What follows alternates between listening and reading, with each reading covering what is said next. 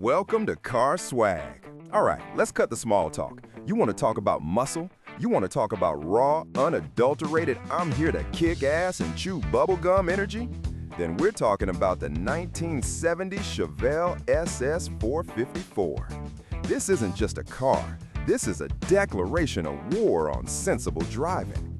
It's the automotive equivalent of a mic drop, except the mic is a 454 cubic inch big block, and the stage is every street corner in America. This thing didn't just break the mold, it melted the mold, then used the molten metal to forge its own legend. Back in the day, car manufacturers were playing a numbers game. Bigger engine, more power, faster quarter mile. But Chevy decided to skip the game and just build the final boss. The Chevelle platform itself was a solid, all-American canvas. Kind of like your buddy's dad's car, right? Until you saw those SS badges. That's when the dad car versus bad car meter went full tilt into bad car territory. This thing wasn't subtle. It screamed, "I'm coming for you" with every line. The Cowl induction hood? That wasn't just for looks, though it looked mean as hell. That was the car literally flexing his biceps, gulping down air like it was its last meal. Big block energy, baby. It wore its intentions like a badge of honor. No sleeper energy meter here, folks. This thing was wide awake, chugging a triple espresso and looking for trouble. It's the kind of car that pulls up and the asphalt itself starts to sweat. It knew it was the king, and it didn't care who knew it. This wasn't about refined power.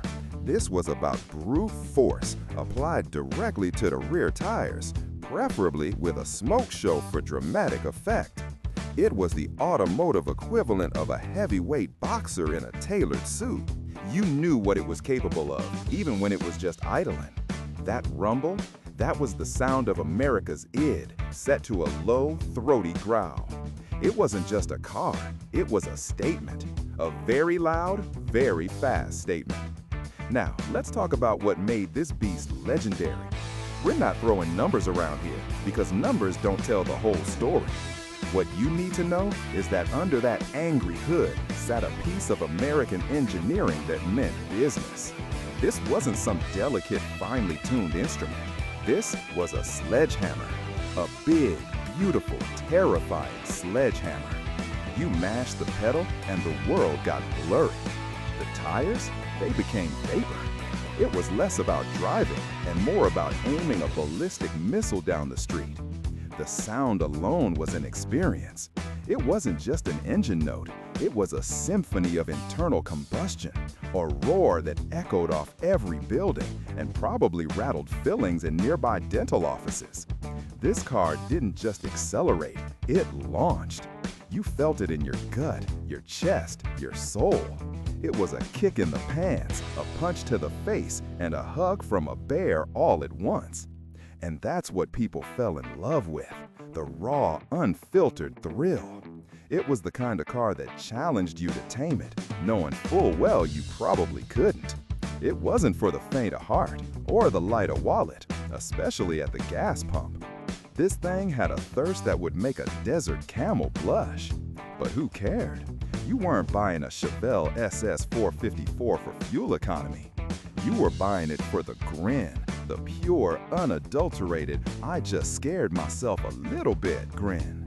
This car was a one-way ticket to a Drillin' town, and it didn't come with a return fare. This was the era of the muscle car wars. Every manufacturer was trying to out-muscle the next guy. But the 70 Chevelle SS 454, it wasn't just competing, it was dominating. It was the poster child for American automotive excess in the best possible way. It cemented its place in history, not just as a fast car, but as the fast car for a generation. It's been in movies, plastered on bedroom walls, and whispered about at every car meeting. It's the legend that keeps on giving. When you see one roll by today, it still commands respect. It doesn't need flashy modern tech or a digital dashboard to make a statement. It just is. It's a throwback to a time when horsepower was king, and subtlety was a foreign concept. It parks like it owns the block and leaves like a hurricane warning. This car didn't just define an era, it owned it. It's the automotive equivalent of a rock and roll anthem, timeless, powerful, and guaranteed to get your heart pumping. It represents freedom, rebellion, and a whole lot of American ingenuity. It's the kind of car your grandpa probably told you stories about, stories that still make the hairs on your arms stand up.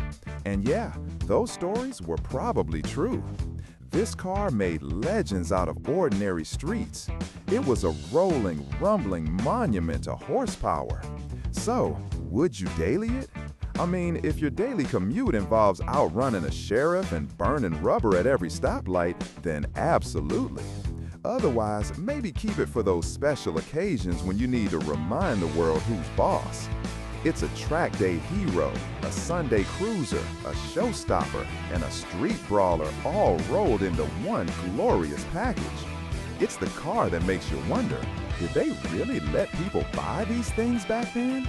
And the answer, thankfully, is a resounding hell yeah they did. This machine wasn't built to be practical, it was built to be memorable. And boy did it deliver.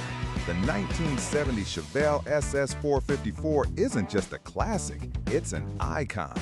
It's the benchmark. It's the answer to the question, what happens when you give engineers a blank check and tell them to build the baddest street car possible? It's a testament to a bygone era of pure, unapologetic American muscle. It stands tall, roaring its defiance against modern complexity, a simple, powerful beast. It's not just a car you drive, it's a car you experience. It's a piece of history that still feels alive, a true legend. If you dug this deep dive into a proper American legend, and you're ready for more stories about cars that have more personality than most people, then you know the drill. Hit subscribe at cr._swag. More legends to roast and toast, one clean photo at a time. Let me know what other monsters from the muscle car era you want us to talk about in the comments. Until next time, keep those engines rumbling.